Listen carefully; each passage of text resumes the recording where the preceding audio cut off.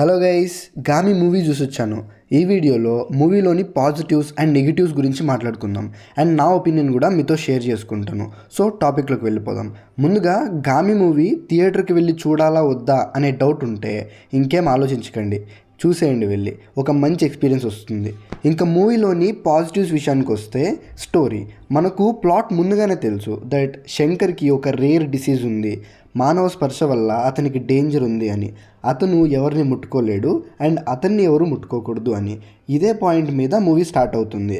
అతనికి ఆ సమస్య ఎందుకు ఎలా వచ్చింది అండ్ ఆ సమస్యకు పరిష్కారాన్ని ఎలా తెచ్చుకున్నాడు అన్నది మనం మూవీలో చూస్తాం. ఇంట్రెస్టింగ్గా ఉంటుంది స్టోరీ.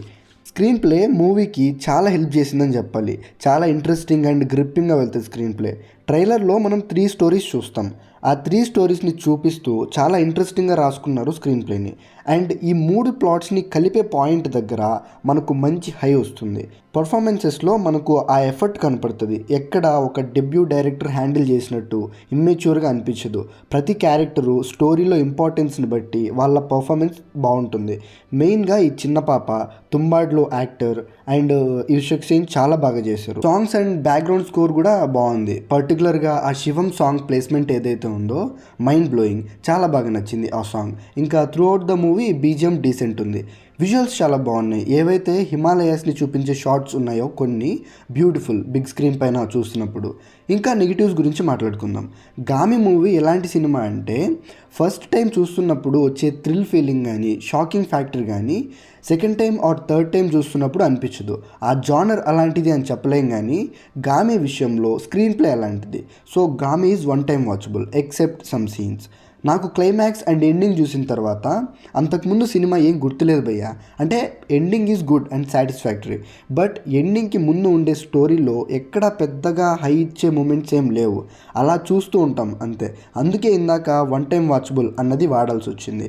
విఎఫ్ఎక్స్ కొన్ని చోట్ల తెలిసిపోతూ ఉంటుంది. Of course we all know that it is a crowd funded movie, so విఎఫ్ఎక్స్కి అడ్జస్ట్ అయిపోవచ్చు.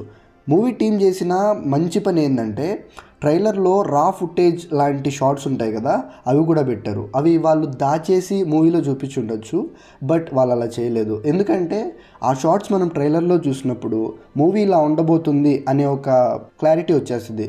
సో డిసప్పాయింట్మెంట్ ఉండదు మూవీ చూసిన తర్వాత. సో దానికి వాళ్ళని అప్రిషియేట్ చేయాలి. పర్టికులర్గా ఇంటర్వెల్కి ముందు వచ్చే సీన్లో అయితే బ్యాక్గ్రౌండ్ మొత్తం వైట్ ఉంటుంది. అక్కడ మాత్రం కొంచెం బాగాలేదు. మిగిలిన మూవీ అంతా విఎఫ్ఎక్స్ బాగానే ఉంటుంది. ఇంకా నా ఒపీనియన్ విషయానికి వస్తే, ఇంటర్వెల్ వరకు నాకేం తెలియలేదు. మూవీ అంతా ఓకే ఇష్యూ ఉంది. బ్యాడ్ అని చెప్పలేను, అలా అని గుడ్ అని చెప్పలేను అనే సిచ్యువేషన్లో ఉన్నా, అలా చూస్తూ ఉన్నా అంతే.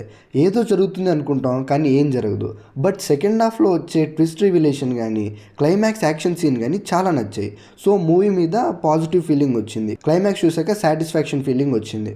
మూవీలో యూజ్ చేసిన screen play technique is too good. ఇలాంటి స్క్రీన్ ప్లే మనం ముందు కూడా చాలా సినిమాల్లో చూసాం. బట్ గామి స్క్రీన్ ప్లే వల్ల కొంతమందికి మూవీ అర్థం కాకపోయే ఛాన్స్ ఉంది, బట్ మ్యాక్సిమం అర్థమైపోతుంది. That's it guys. Me opinion ఏంటి గామి మూవీ మీద? మూవీ చూస్తుంటే మీ ఒపీనియన్ కూడా కామెంట్ చేయండి.